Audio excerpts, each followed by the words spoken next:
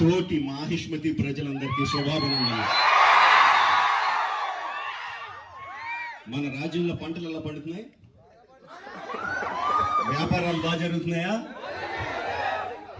రాజమాత దేవసేన ఆధ్వర్యంలో మహేంద్ర బాహుబలి పాలన ఎలా ఉంది? ఆ ముసలుడు బతకాలో చావాలో తెలియక బిజ్జల దేవుడు ఏడుస్తా చస్తా అటు ఇటు తిరుగుతున్నాడు. బానే ఉన్నాడా? అయిపోయాడా?